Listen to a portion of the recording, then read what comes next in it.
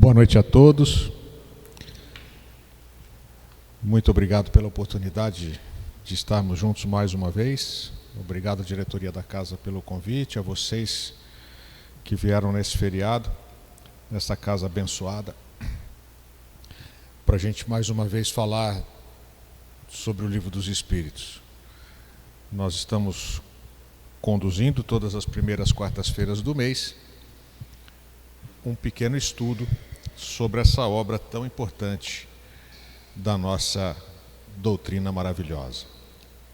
Hoje nós vamos abordar as questões de 400 a 412 e sempre para lembrar que nós estamos na segunda parte ou no segundo livro do Livro dos Espíritos, que é a base da construção do Livro dos Médiuns, e que nós estamos agora iniciando o capítulo 8º, que trata da emancipação da alma, dos momentos em que o nosso espírito está desprendido do corpo físico.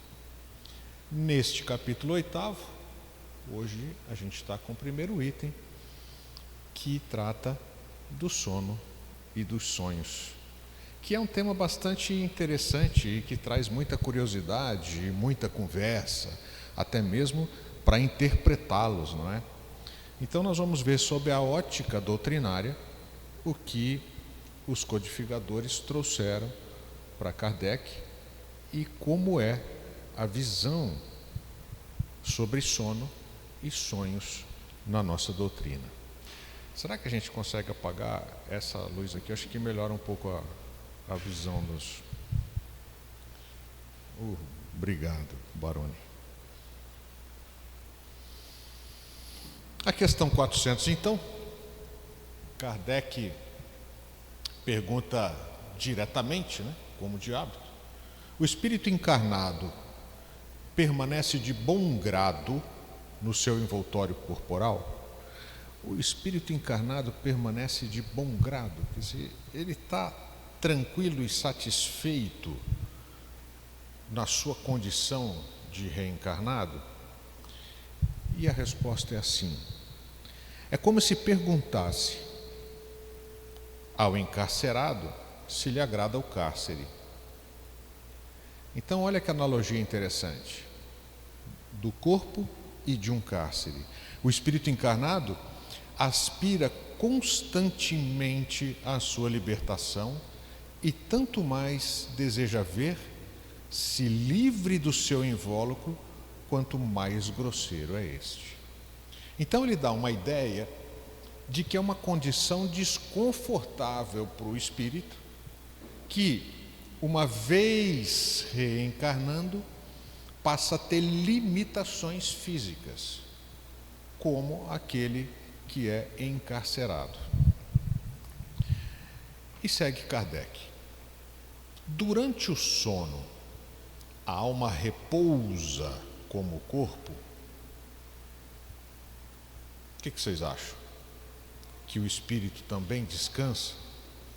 Que dorme? E a resposta: não. Vírgula. O espírito jamais está inativo. Então essa condição do cansaço e do descanso é uma sensação física. O espírito jamais está inativo. Durante o sono, afrouxam-se os laços que o prendem ao corpo e, não precisando este então da sua presença, ele se lança pelo espaço e entra em relação mais direta com os outros espíritos. Traduzamos: durante o sono, o corpo repousa e o espírito como que se liberta dele e volta para a condição de erraticidade, volta para a condição do plano espiritual. Então, o descanso físico, o sono, é material. E segue Kardec: como podemos julgar da liberdade do espírito durante o sono? Como é que nós podemos entender isso? E os codificadores então explicam. Aqui a resposta é comprida. Pelos sonhos. Como podemos julgar da liberdade do espírito durante o sono? Pelos sonhos. E agora a explicação. Quando o corpo repousa, acreditam, tem o espírito mais faculdades do que no estado de vigília. Nós já passamos por esse trecho no estudo do Livro dos Espíritos, que trata das limitações que o corpo físico impõe ao espírito. Ora, que uma vez liberto, ele tem menores limitações. Lembra-se do passado e algumas vezes prevê o futuro. Calma que a gente chega lá.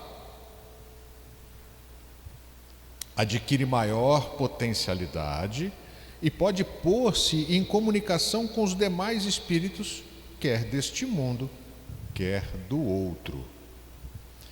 Então, nessa libertação, nesse momento de desprendimento, o espírito volta ao plano espiritual e, como tal, obviamente, se relaciona com espíritos desencarnados e ou reencarnados, que estão na mesma condição. Pode, em alguns momentos, se lembrar de experiências pregressas, de vidas, inclusive, anteriores.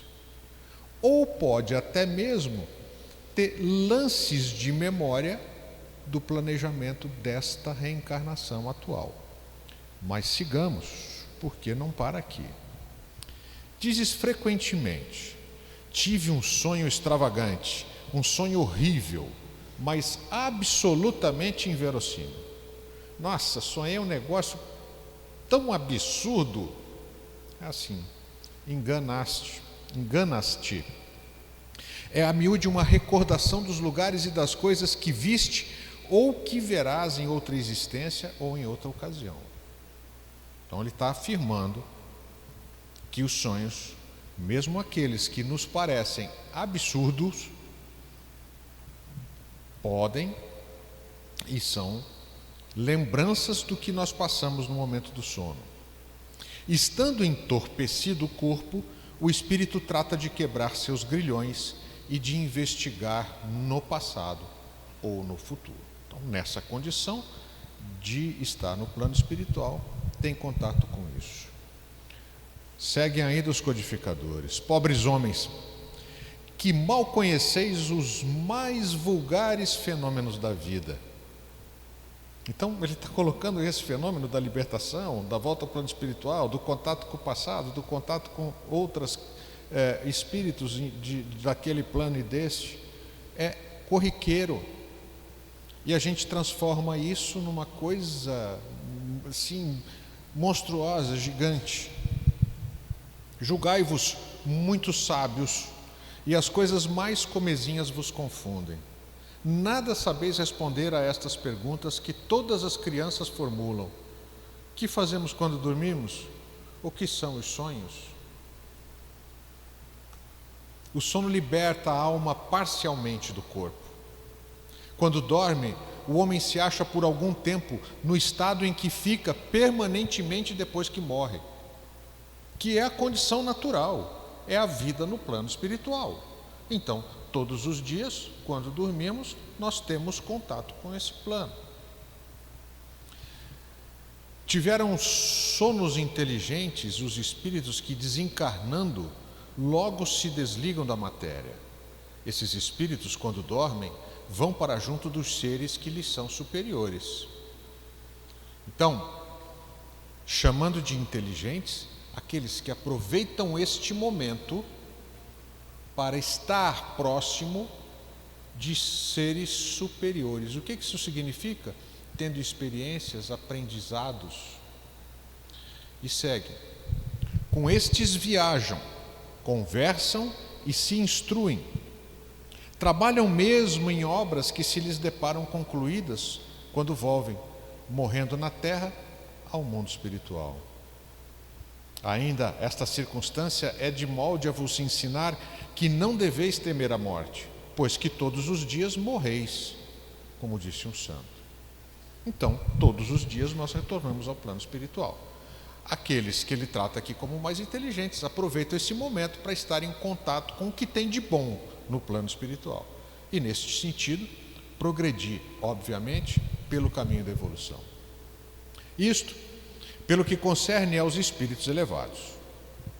Pelo que respeita ao grande número de homens que, morrendo, têm que passar longas horas na perturbação, na incerteza de que tantos já vos falaram, esses vão, enquanto dormem, ou a mundos inferiores à terra, onde os chamam velhas afeições, ou em busca de gozos, quiçá mais baixos do que os que aqui tanto se deleitam. Então, essa é uma questão de opção.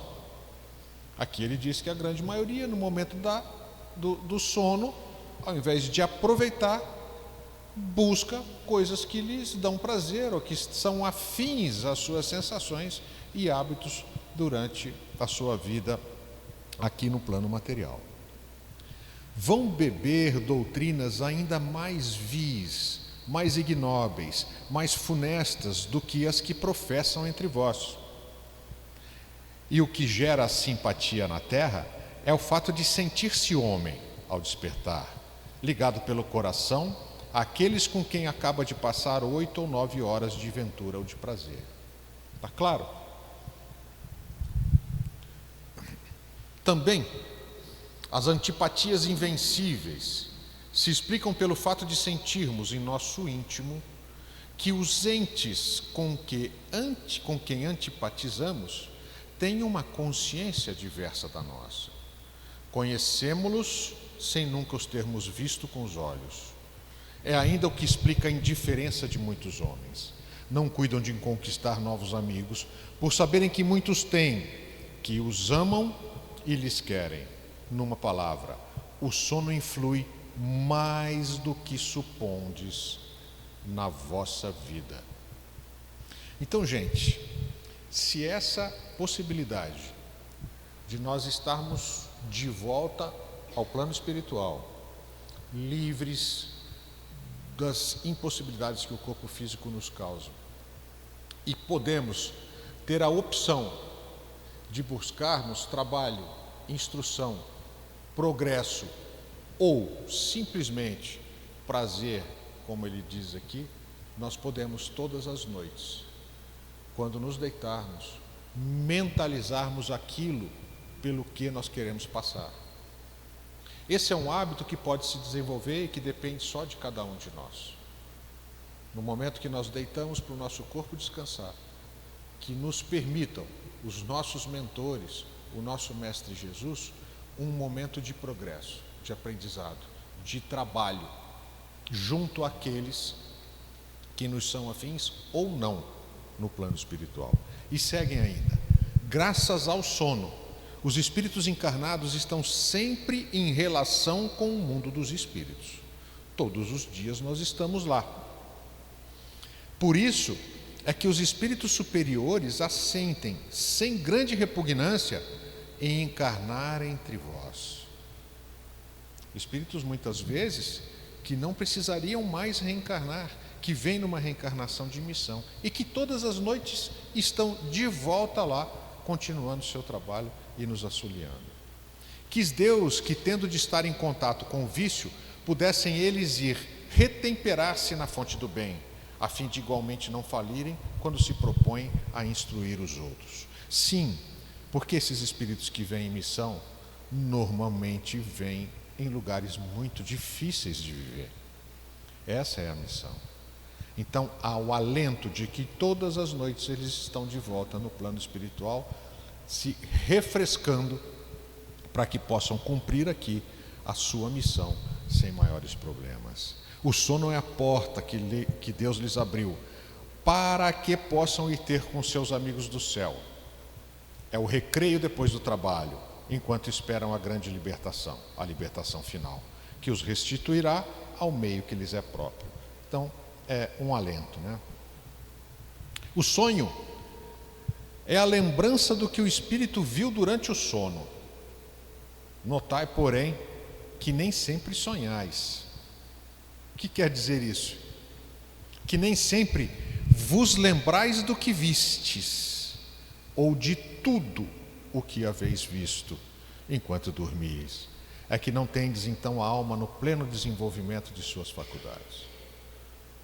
Então, aqueles dias ou aquelas noites que a gente acorda e fala: nossa, eu não sonhei com nada, eu não lembro de nada, eu não lembro do que eu sonhei, eu não sonhei com nada.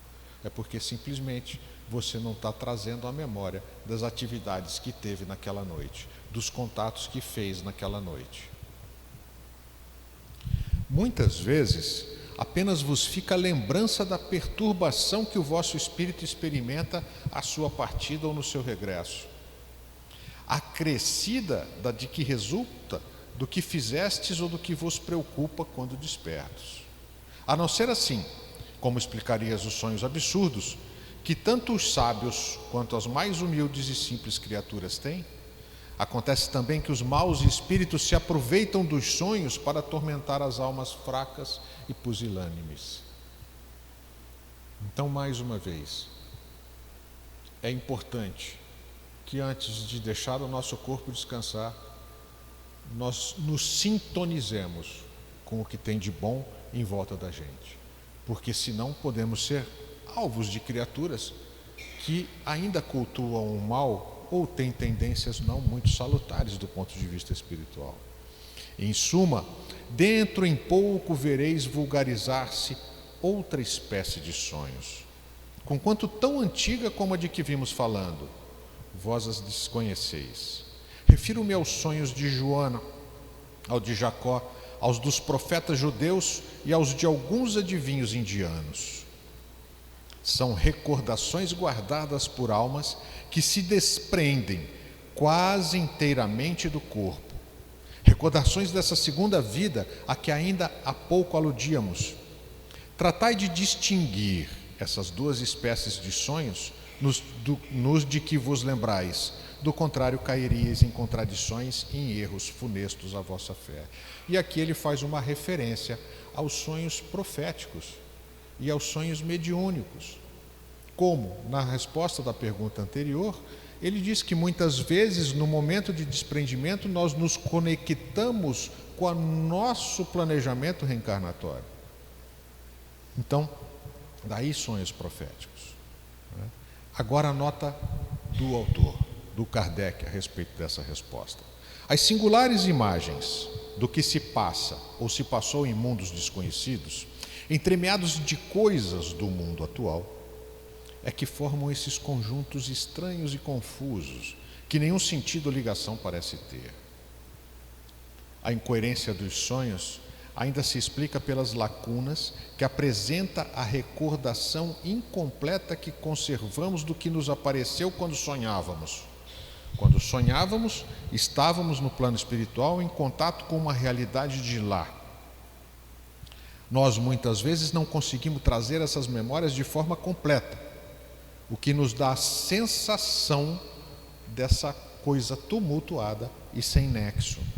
É como se a uma narração se truncassem frases ou trechos ao acaso, reunidos depois os fragmentos restantes numa significação racional teriam. E eu vou só terminar aqui, a gente comenta. Os sonhos são efeito da emancipação da alma, que mais independente se torna pela suspensão da vida ativa e de relação. Daí uma espécie de clarividência indefinida, que se alonga até os mais afastados lugares e até mesmo a outros mundos. Daí também a lembrança que traz à memória acontecimentos da precedente existência ou das existências anteriores. Kardec resume aquela respostona nesses dois últimos slides. Então, vamos resumir. O que é o sonho? É a lembrança que você traz do momento que o seu espírito livre do seu corpo está em contato com o plano espiritual. A gente pode trazer as memórias de uma forma integral ou a gente pode trazer isso truncado, perder a condição da memória plena. A gente pode ter sonhos que dizem respeito simplesmente às nossas atividades lá, onde quer que tenhamos ido. A gente pode ter sonhos que se referem ao nosso passado, a vida pregressa, uma condição anterior ao nosso reencarne, ou pode ter sonhos que são conexões com o nosso planejamento reencarnatório, que são esses ditos como os proféticos. Por que não nos lembramos sempre dos sonhos? A resposta já está nessa respostona anterior que a gente leu, mas Kardec insiste agora. Mas por que a gente não lembra? E a resposta de novo não é pequena. Em o que chamas sono, só há o repouso do corpo. Está aqui de novo repetindo. Visto que o espírito está constantemente em atividade. Recobra durante o sono um pouco da sua liberdade e se corresponde com os que lhe são caros, quer neste mundo, quer em outros. Tudo bem, até aí não andamos nada para frente. Mas, como é pesada e grosseira a matéria que o compõe, o corpo dificilmente conserva as impressões que o espírito recebeu. Aí é uma limitação física. A gente já estudou isso no capítulo anterior, como eu disse, das limitações que o nosso corpo impõe às atividades do espírito. Porque a este não chegaram por intermédio dos órgãos corporais. Então são percepções e sensações perispirituais e não sensoriais, do ponto de vista físico falando. O que se deve pensar das significações atribuídas aos sonhos? Aqui é legal. Isso não raro a gente vê muita gente interpretando sonhos. Nossa, eu sonhei hoje com tal coisa. O que será isso, hein? Qual é o significado desse sonho? Então, a gente podia fazer aqui um tratado, né? Porque existem tratados de interpretação de sonhos. Inclusive, isso nas nossas escrituras sagradas, sonhos proféticos e mediúnicos vários relatados, né? Então, o que se deve pensar das significações atribuídas aos sonhos? Vocês acham que a resposta é curta ou é grande? Vocês acham que o codificador explicou isso rapidinho ou precisou falar muito para explicar a respeito das interpretações dos sonhos? Vamos ver.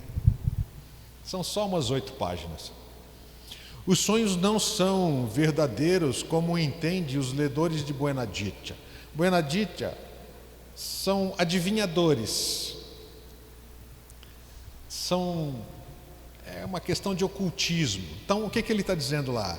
Os sonhos não são verdadeiros como entendem os adivinhadores, ou aqueles que buscam um certo mistério na interpretação dos sonhos. Pois fora absurdo crer-se que sonhar com tal coisa anuncia tal outra. Eu sonhei com cobra, então vai acontecer não sei o quê. Aí eu sonhei com isso, então vai acontecer aquilo. São verdadeiros no sentido de que apresentam imagens que para o espírito têm realidade, porém que, frequentemente, nenhuma relação guardam com o que se passa na vida corporal. Então tem uma questão de nós trazermos a memória de uma experiência no momento da emancipação da alma, que nós próprios associamos a experiências nossas anteriores. Tudo bem?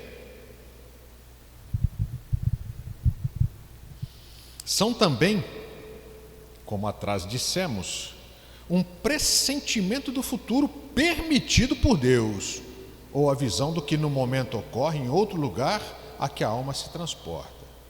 Então, essa previsão do futuro permitido por Deus é o contato com o seu planejamento reencarnatório. Muitas vezes isso nos é concedido a título de evitarmos um erro,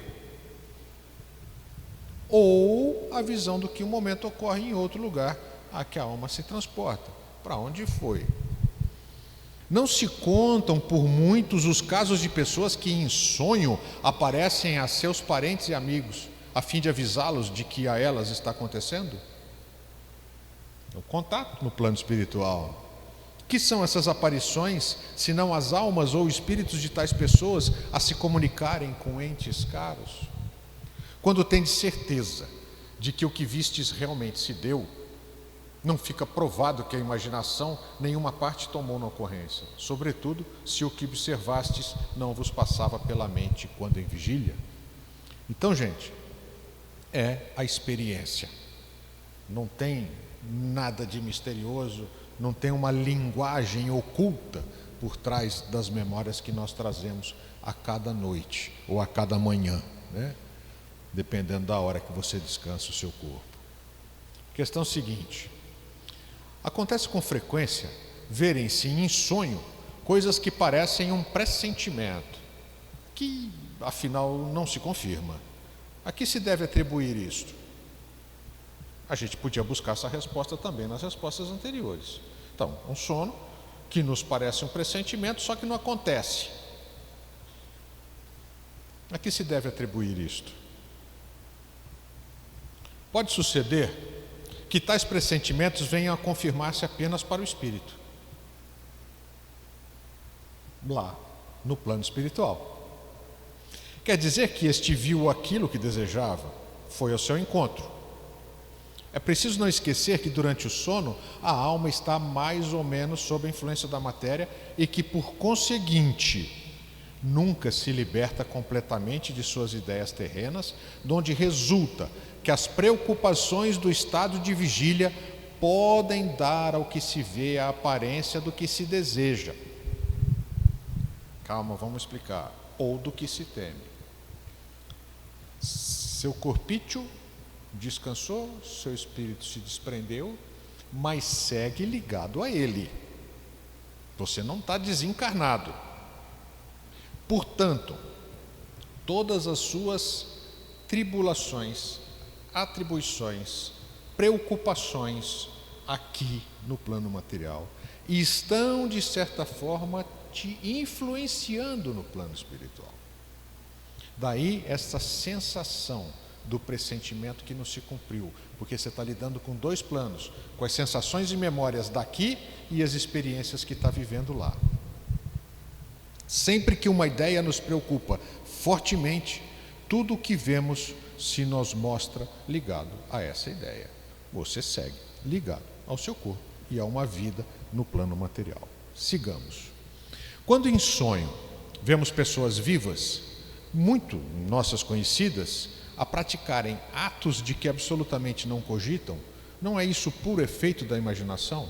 Então, eu sonho com alguém fazendo uma coisa qualquer que não é característico dela. A pergunta é essa: será que isso é efeito da minha imaginação? Eu imaginei ou de fato aconteceu? Eu vi mesmo. De que absolutamente não cogitam, dizes. Que sabes a tal respeito? Então o codificador já mata a conversa aí. Quer dizer, você sabe mesmo se aquela pessoa nunca cogitou fazer o que você viu ela fazendo no momento do sonho? Os espíritos dessas pessoas vêm visitar o teu, como o teu os vai visitar, sem que saibas sempre o em que eles pensam. Demais, não é raro atribuirdes, de acordo com o que desejais, a pessoas que conheceis o que se deu ou se está dando em outras existências. Então ela pode ter, sim, aquela experiência acontecida numa existência precedente e você está se conectando com aquilo agora. Daí a sensação de que aquilo não faz parte das características da pessoa como você conhece neste momento. É necessário o sono completo para a emancipação do espírito? Eu preciso dormir mesmo para que meu espírito se desprenda? Não. Ué, então peraí. Então será que dá para o meu espírito se desprender acordado? Vamos continuar aqui. Basta que os sentidos entrem em torpor para que o espírito recobre sua liberdade. Para se emancipar, para se desligar, ele se aproveita de todos os instantes de trégua que o corpo lhe concede. Desde que haja prostração das forças vitais, o espírito se desprende, tornando-se tanto mais livre quanto mais fraco for o corpo. Vocês já viram alguém vidrar o olho assim, ó? Às vezes você está até conversando com a criatura e ela vidra o olho assim, ó, e vai. Aí de repente, se você perguntar o que você falou, desculpa. Uma situação dessa pode acontecer. Aquele cochilinho, um pequeno cochilo, às vezes de 5 minutos, a gente tem a sensação de que dormiu profundamente e naqueles 5 minutos você consegue se desligar. Assim se explica que imagens idênticas às que vemos em sonho, vejamos estando apenas meio dormindo ou em simples modorra. Aquela molezinha, aquele cochilinho. E qual a razão de ouvirmos, algumas vezes em nós mesmos, palavras pronunciadas distintamente e que nenhum nexo tem com o que nos preocupa? A sensação de ouvir mesmo. É uma experiência comum também. É fato. Ouvis até mesmo frases inteiras, principalmente quando os sentidos começam a entorpecer-se. Neste momento em que o corpo começa a se desligar. É quase sempre fraco eco do que diz um espírito que convosco se quer comunicar. Então, muitas vezes nesse momento você tem a sensação de ter ouvido, ouviu mesmo, né? O cara está ali tentando falar com você. De outras vezes, num estado que ainda não é bem o do adormecimento, estando com os olhos fechados, vemos imagens distintas, figuras cujas mínimas particularidades percebemos. Que há aí? Efeito de visão ou de imaginação? Interessante a pergunta de Kardec. Eu não dormi ainda, só estou com o olho fechado e já começo a formar imagens ou ter essas sensações. O que é isso? Eu estou vendo isso ou estou imaginando isso? Estando entorpecido o corpo, o espírito trata de desprender-se, transporta-se e vê. Se já fosse completo o sono, haveria sonho. Então, de fato, neste momento, você já está em contato com o plano espiritual. Está vendo mesmo, mas não é uma visão de olho, é uma percepção perispiritual, extrasensorial. E segue. Dá-se também que, durante o sono, ou quando nos achamos ligeiramente adormecidos, acodem-nos ideias de que nos parecem excelentes e que se nos apagam da memória, apesar dos esforços que façamos para retê-las. De onde vêm essas ideias?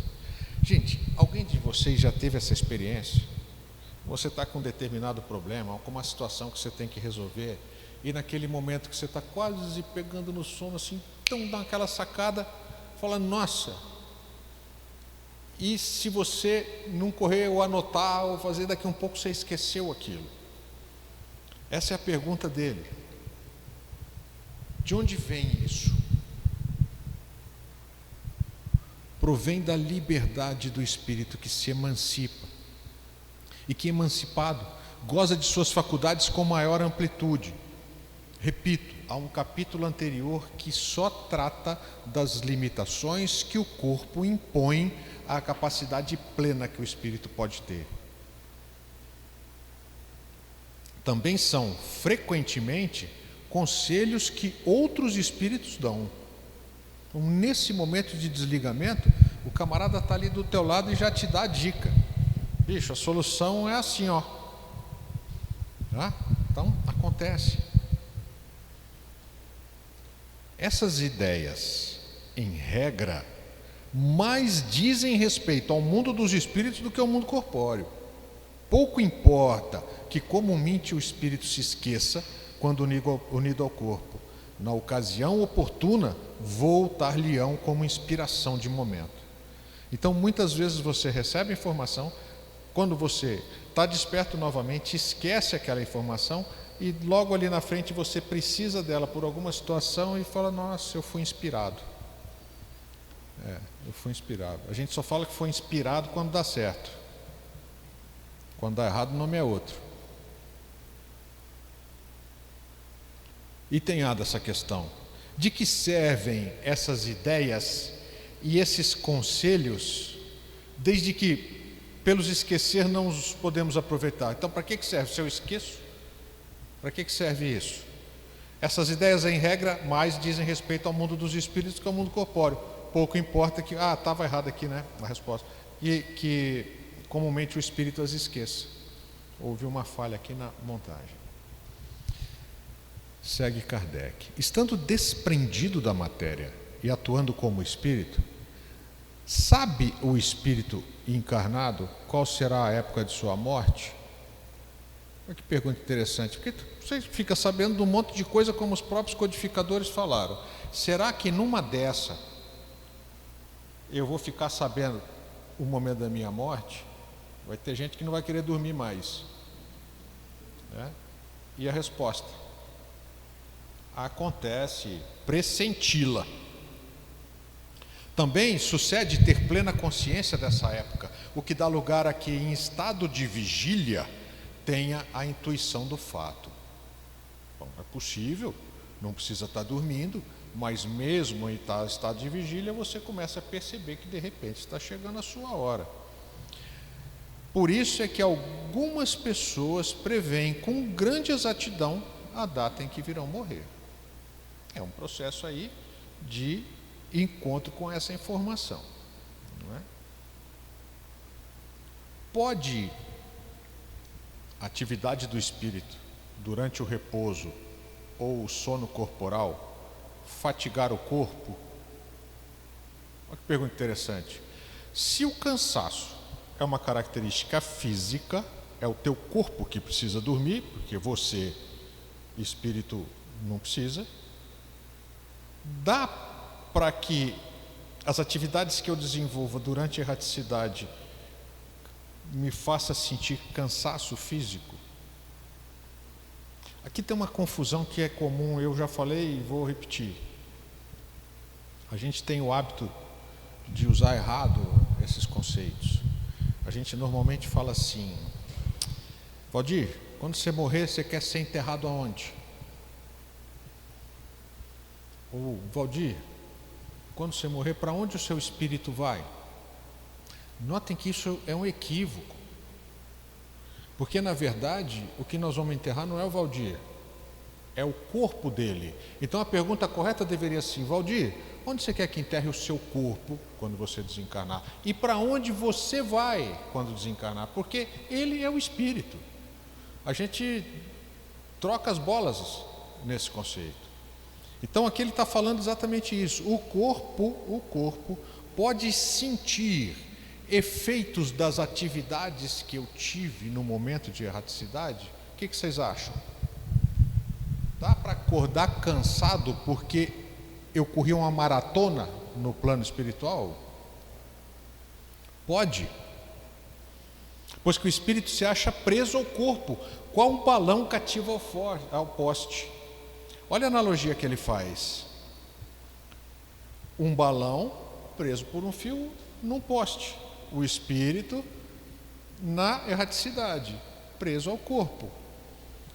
Assim como as sacudiduras do balão abalam o poste, a atividade do espírito reage sobre o corpo e pode sim fatigá-lo. Quem aqui já teve a sensação de acordar cansado? Fala: caramba, parece que eu não dormi essa noite, pô. É que às vezes a gente vai deitar, faz uma oração antes. Eu e minha esposa fazemos isso com frequência, né? A gente se coloca à disposição do plano espiritual e pede para que seja acompanhado. E de repente eles põem a gente para fazer faxina, pô. Aí é duro, cara. Se levanta no dia seguinte para trabalhar e fez faxina a noite inteira. Então acorda cansado. E eu coloquei aqui um fato da nossa história, conhecido, se vocês quiserem entrar no Google. Esse camarada aqui, esse barbudo, é um químico russo. Ele chama Dmitri, eu não sei falar isso, Mendeleev. Ele perdeu muito tempo da vida dele tentando organizar de uma forma lógica os elementos químicos conhecidos, o que nós chamamos de tabela periódica. Então, aqueles que têm um contato mais íntimo com a química, ou nem precisa ser mais íntimo, né? A gente tem aí no colégio, percebem que há uma organização fantástica dos elementos na tabela periódica. Isso foi tentado há muito tempo. E ele conseguiu organizar os elementos segundo características de cada um, que tem a ver com a quantidade de partículas no núcleo e nos elétrons, dormindo, há exatamente 155 anos atrás. Ele dormiu e acordou com a tabela periódica pronta. A gente usa isso até hoje, muito, em situações às vezes que a gente nem imagina. Então, um exemplo claro de um fato da história que certamente o plano espiritual, vendo o esforço dele, ou sabe lá qual era a missão dele, a labuta dele em tentar fazer essa organização, e quando a gente perde um pouquinho de tempo para entender como a tabela periódica é feita, é complexo demais e muito lógica. Certamente naquele dia os caras deram uma trégua para ele. Falou: bicho, vem cá que eu vou explicar para você como é que é isso aí, ó. Ele acordou com aquilo tudo na cabeça e despejou lá, e está aí o negócio, a gente usa até hoje. Então, gente, tentem se lembrar dos sonhos, porque de repente vocês têm a dica dos números da Mega Sena e esquece quando acorda. Muito obrigado a todos vocês. Eu peço agora que todos nós relaxemos, que vocês se coloquem confortavelmente nas cadeiras e que percebam no ambiente que nós estamos a espiritualidade amiga, os mentores da casa, a quem nós agradecemos essa oportunidade, aos nossos mentores, e pedimos, Senhor, que nesse momento de comunhão possamos elevar as nossas vibrações, colocando-nos à disposição dessa espiritualidade amiga. Pedimos, Pai, que todos os ensinamentos que aqui recebemos possamos utilizar no cotidiano das nossas vidas, a cada noite, a cada momento de repouso, Senhor, que sejamos amparados por esses amigos, benfeitores, no sentido de que possamos crescer como criaturas de Deus, praticando o bem, emanando amor, recolhendo os nossos sentimentos mais pobres, mais baixos, Senhor. Que possamos levar essas vibrações às nossas casas, às casas dos nossos entes queridos, amigos. Que possamos, Senhor, com elas adentrar todos os locais onde haja sofrimento, Pai. Os hospitais, os presídios, os orfanatos, as ruas,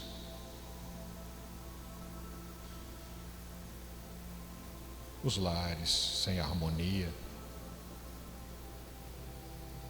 e levar o seu amor acalentando a existência de cada um de nós, Pai. E com a sua prece, Senhor, pedimos permissão para encerrar esse pequeno momento de estudo. Pai nosso que estais no céu, santificado seja o vosso nome. Venha a nós o vosso reino. Seja feita a vossa vontade, assim na terra como no céu. O pão nosso de cada dia nos dai hoje. Perdoa as nossas dívidas, assim como nós perdoamos aos nossos devedores. Não nos deixeis cair em tentação. Livra-nos de todo mal, porque seu é o reino, o poder e a glória para todos sempre, Senhor. Graças a Deus. Muito obrigado, uma boa noite a todos.